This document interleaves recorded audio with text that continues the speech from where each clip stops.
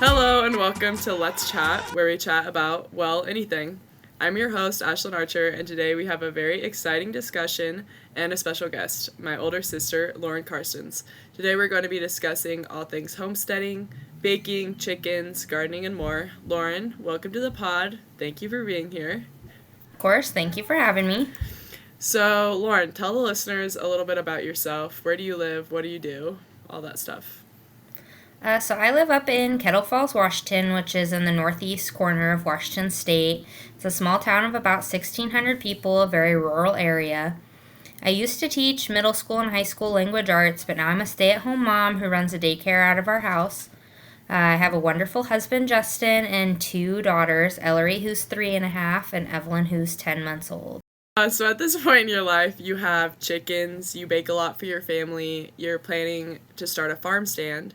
What would you say is what kind of started all of this? Was it when you had kids, or did it come before that as kind of like a hobby? Well, I've always enjoyed spending a lot of time in the kitchen. I remember back when I was in high school, we'd do all kinds of different bake sales and whatnot, and I was always baking for that and as well as for enjoyment. But it really kind of came down to when my daughter Ellery tested positive for a peanut and an egg allergy. We really had to start checking labels and really looking at what was inside of our food. So once we started checking labels, then we kind of started understanding what was actually in our food, and so we started making tons of stuff from scratch. And so that's kind of where it all started. Tell me about your plans for your farm stand. What do you want to put in it? How often are you going to put stuff out? Are you going to be charging people? Yeah, so I'm gonna call it the hobby stand because it's not necessarily just gonna be farm standy type things.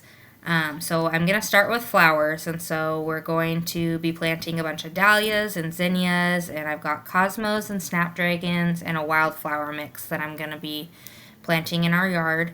But eventually, I'd like to add in a bunch of different types of cookies, breads, jams. Once our hens start laying eggs, we'd like to incorporate eggs in the farm stand.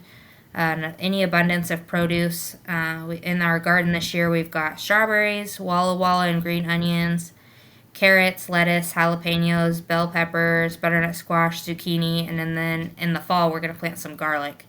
And so anything that's outside of what our family's going to consume would also add that in. And then in the off season, different things like pies and things that would be more winter time.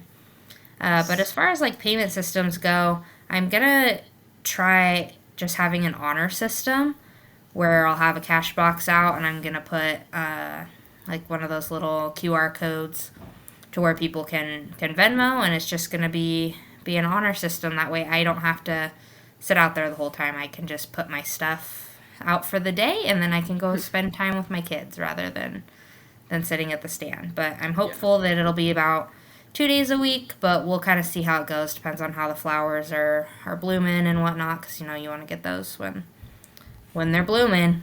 How many years have you been having your garden? This is our third year having our garden, but we just added two raised beds outside that we're gonna be adding to things, and so that's exciting. And we've tilled up a couple different parts of our yard where there were like some nice landscaping, and instead we're going to be planting garden instead. Nice. How much does Justin help with the gardening? He carries heavy bags of soil for me if I need it.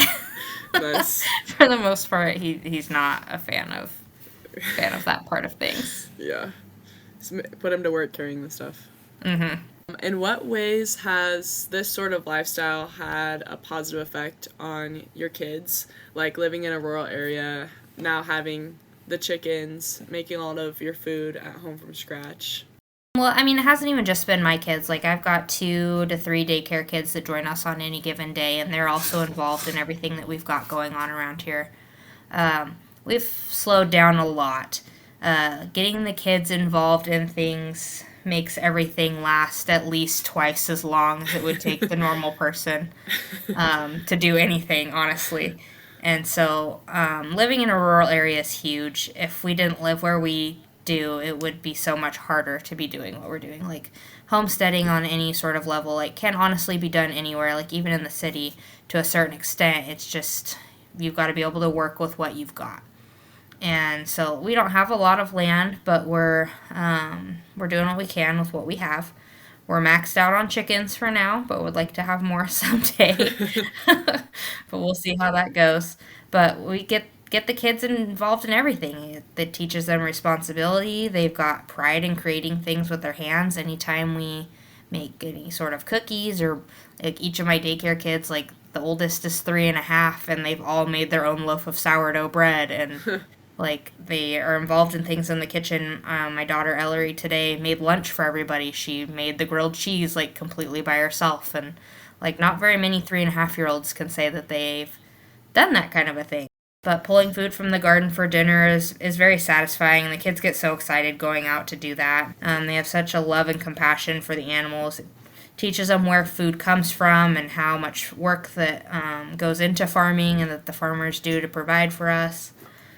We spend a lot of time during the summertime, like going down to the local farmers market here in Colville, and the kids love seeing like all the produce out and picking out different things that they can have involved in their meals for the week here at daycare. And even when we like go to Walmart or Safeway, Ellery's the one that picks out all of our produce for the week. Like That's it's funny. she gets excited about it. She loves it, and quite honestly, she does a really good job with it. She knows what she's So looking for. like it's had a really positive effect on her.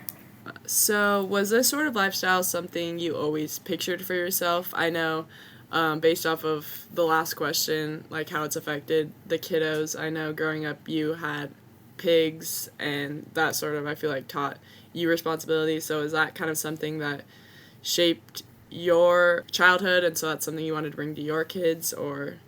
Yeah, I think that it definitely did kind of shape my childhood. I did love raising hogs. Like, we always had dogs and whatnot. My best friend lived on a dairy farm. I was always around animals, but if you had asked me if I was ever going to be an owner of said animals as an adult, I would have laughed at you and said, like, heck no. And it's honestly funny because birds freak me out. But here I am, like, feeding birds in my yard and all these bird feeders that I've bought. We've got chickens, and like it's changed a lot of things. Like Ellery's so excited. Like we spent probably 20 minutes sitting out in the chicken coop today, her trying to catch a chicken just so she could pet it, and like that's not something I would have ever thought I'd be doing. Um, but it does. Like I feel like I've learned a lot from having animals and raising them, and I think that she has also learned a lot just in Yeah. the short period of time that we've had them. And I think that eventually someday we would like to have the pigs and a couple beef cows, and ducks are basically just like water chickens, and so I feel like we Mm-hmm. could probably have some of those too. Yeah, And definitely. um, I think that that she would learn a lot from it, and that it would be pretty cool. Yeah. Is she already, like, is that her chore now to feed the chickens, or is that something she just helps you with? She's just helping me with it right now. We purposely put the lock up high enough on the chicken coop that she can just get in by herself. Probably smart. And don't get me wrong, like she has tried. Like I've walked outside and she's like standing up on a giant rock that's next to the door, like trying to reach it. And like she wants to be involved and she wants that independence, but Yeah. we're just not quite ready to give it to her Yeah. yet. But yeah, it will Understandable. be like her job will be once she learns how to do it, going out and collecting eggs. And right now we've still got the chicken feed and whatnot in some pretty small containers just because they're only a few weeks old. But we do have the bigger containers ready for once they're older. Like they aren't outside yet, and so once we get them outside and all that, then she'll be responsible for helping out with a lot of that. Yeah. So, what's next? Do you plan to get more animals? I know you kind of mentioned you wanted some ducks, some beef cows, that sort of thing. Or is there any other animals or any other homesteading type of hobbies that you plan to pick up in the future? I think that for now we're just kind of gonna focus on our little hobby stand that we're starting, and then once we get that kind of up and off the ground, then we'll, depending on how things are going, like we've talked about expanding and buying a different property and like something that has some land to where like I mean our little I don't even know how much land we have, but it is not very much just sitting here, and so Yeah. um, Like, we're literally maxed out at 12 chickens in our little area there. I think legally we can only have 10, but we've got 12 back there, and we couldn't add anything else other than, like, maybe a rabbit across the yard. And so, like, if we do want to expand it all, like, we've got to, find a new property, and at that point we would want something that has quite a bit of land, just so that way we do have that option to, we like to free range our chickens rather than having them in a closed up run, and getting to have a couple beef cows and some hogs, like, so the kids can be involved in 4-H and FFA, and there are a lot of plans there, but it's probably years in the future. Gotcha. Got to figure out how to do what I'm trying to do right now first before we really, Move on expand. to the next, yeah. Gotcha. Okay, well, thank you so much, Lauren, for joining me on today's episode. Yeah, no problem. Thank you for having me. Of course. And thank you all for listening in. Let's chat again soon. Goodbye.